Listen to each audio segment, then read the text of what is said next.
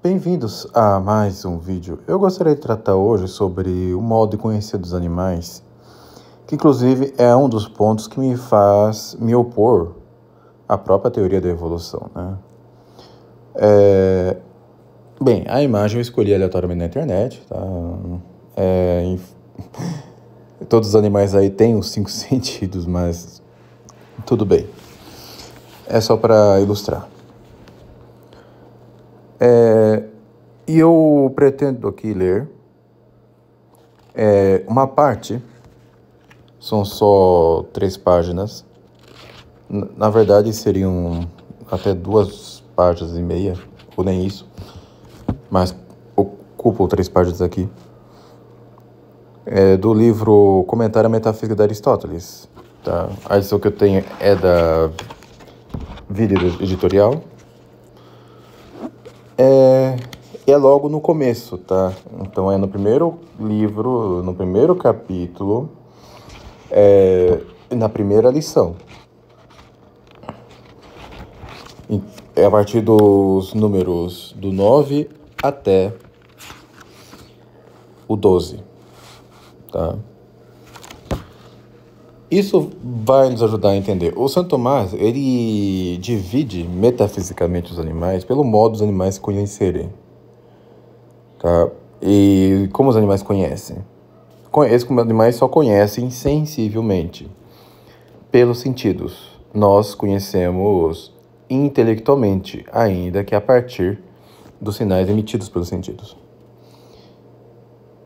Então, só que os animais, eles conhecem de formas diferentes, tá? Porque uns, como você vê, uns naturalmente só têm o tato, outros naturalmente não ouvem, tá?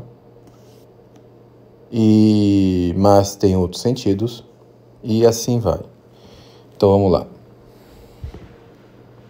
Eu coloco aqui. Quando diz, abre aspas, por isso os animais, fecha aspas, ou seja, tá falando do trecho do livro de Aristóteles, Metafísica. Começa a estabelecer uma ordem do conhecimento. Primeiro, quanto aos animais brutos. Segundo, quanto aos homens, onde diz, abre aspas, ora, enquanto os outros, fecha aspas, etc. Sobre os animais brutos, trata primeiro daquilo que é comum a todos os animais. Segundo, considera aquilo que os diferem e estabelece uma hierarquia de superioridade entre eles, onde diz, abre aspas, mas alguns não geram, fecha aspas. É comum a todos os animais o fato de naturalmente terem sentidos. Ora, disse que o animal é animal pelo fato de que tem alma sensitiva, cuja natureza é a de ser animal, pois a forma própria de cada um é a sua natureza. Dado que todos os animais naturalmente possuem sentidos, é certo que nem todos os animais têm todos os sentidos, exceto os animais perfeitos, que são esses daí da imagem, tá?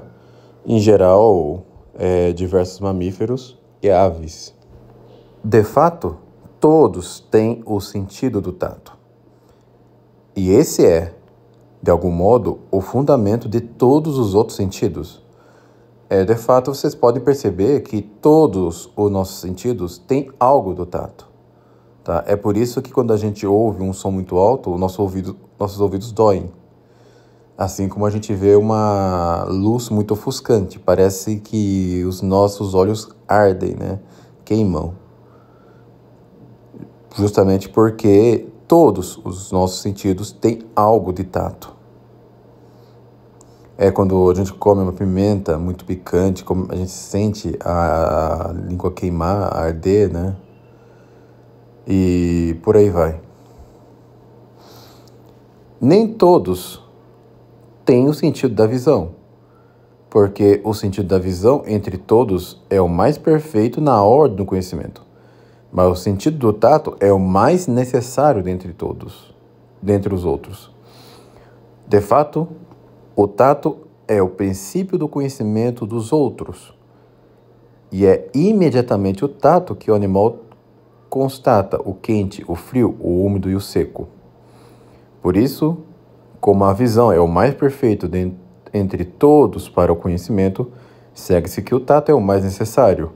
Por isso mesmo, é o primeiro que existe no processo da geração. É aquelas coisas que são mais perfeitas no processo de geração são posteriores em relação ao indivíduo gerado, pois, nessa via, o movimento vai do imperfeito ao perfeito. Então, o tato, apesar de ser o menos perfeito dos sentidos, né, é o mais necessário. Tá? Não imagine como seria nós sem o tato. Só que, veja só, não teríamos outros sentidos sem o tato. Continuando, assim, só para deixar bem claro, porque justamente como dito, todos os nossos sentidos têm algo do tato. Mas, indo para o número 10, depois, quando diz, abre aspas, mas alguns não geram, fecha aspas, expõe a diversidade de conhecimento que há nos animais brutos. E também considera os 3 graus de conhecimento dessa natureza nos animais. Alguns, embora possuam sentidos, não possuem memória, que se produz a partir do sentido. De fato, a memória segue a imaginação, que é o movimento produzido pelo sentido em ato, como se diz no livro 2º do Sobre a Alma. Em outros animais, não se produz a imaginação a partir dos sentidos, e nesses não pode haver memória. Desse modo, esses animais são imperfeitos, pois são imóveis, localmente, como mariscos, que só têm o tato. E dado que o conhecimento sensível para os animais provê as necessidades para a vida e para a própria operação, esses animais devem ter a memória, pois se movem para lugares distantes com um movimento progressivo, exceto para aqueles que conservam em sua memória a intenção pré-concebida que lhes impulsiona a mover, pois eles não poderiam continuar o seu movimento para além do que alcança a intenção pré-concebida da memória. De fato, para as operações dos animais imóveis, basta a recepção do sensível presente, já que não se move à distância. Eis porque, só por uma imaginação confusa, eles possuem um movimento indeterminado, como se diz no livro 3º sobre a alma. E Santo Tomás continua. Contudo, do fato de que alguns animais possuem memória e outros não, segue-se que alguns são providentes e outros não. Como pertence à providência, prever as ações futuras, a partir da memória das coisas passadas.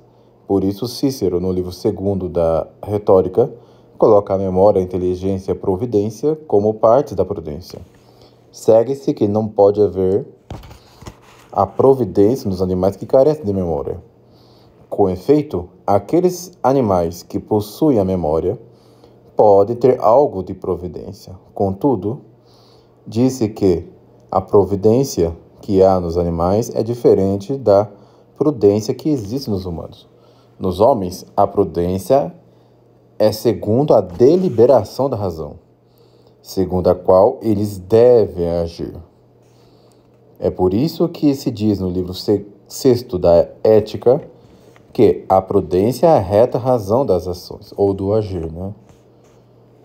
Contudo, disse que a providência no animal, o juízo que ele faz sobre uma ação a ser realizada, mas não a partir da deliberação da razão, porque os animais não são racionais.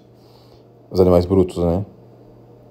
Senão a partir de algum instinto animal. Por isso, a providência do animal é o juízo ou apreciação natural acerca daquilo que ele deve buscar como conveniente e de evitar como nocivo, como o cordeiro que segue a mãe e foge do lobo.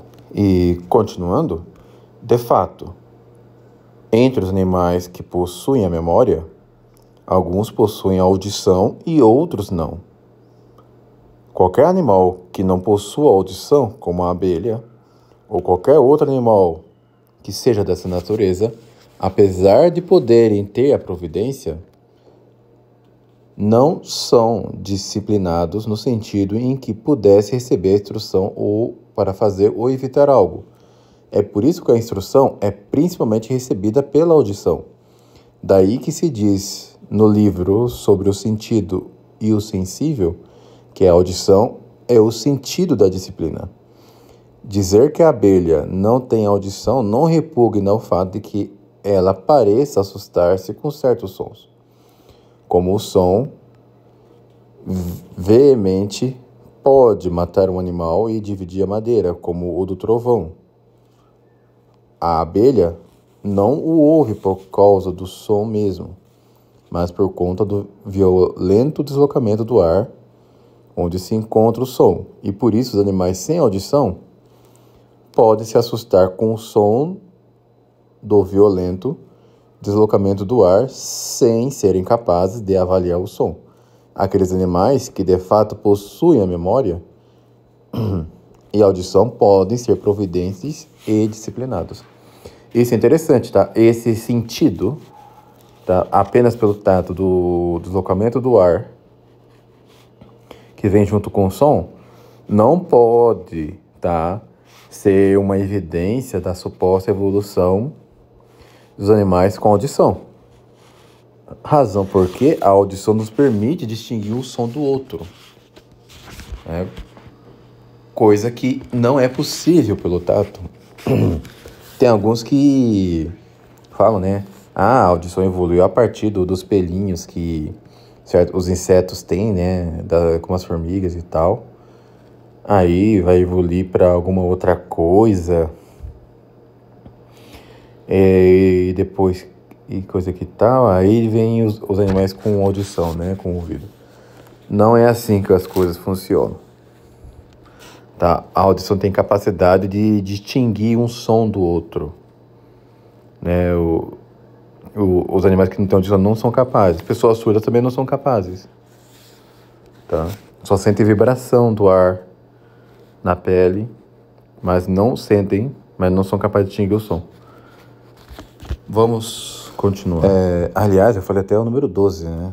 Mas enfim, vai até o 13. Fica claro que são 13 os graus de conhecimento dos animais. O primeiro é daqueles animais que não têm audição nem memória, e por isso não são nem capazes de aprender e nem serem ensinados. O segundo é dos que possuem memória, mas não audição. Daí que são providentes, mas não são capazes de serem ensinados. O terceiro é dos animais que possuem a memória e a audição, e são providentes e capazes de serem ensinados. Contudo, um quarto modo não é possível, a saber de que um animal que possui audição, mas não tem memória. Ora, os sentidos que apreendem seu sensível por meio externo, como o caso da audição, não existem senão nos animais que se movem por um movimento progressivo, aos quais não pode faltar a memória, como foi dito. Então, isso mostra o seguinte, né, o absurdo, tá, que é a teoria da evolução, o darwinismo, que nos coloca que é possível que possa, a partir de algumas gerações, sejam elas milhares ou poucas, surgir um animal, por exemplo, que não tem audição, de repente surgir um animal com audição. Ou então, depois, um animal com visão, ou com todos os sentidos, a partir de animais dos quais faltam sentidos. Isto é metafisicamente impossível, tá? É metafisicamente impossível. Não tem como.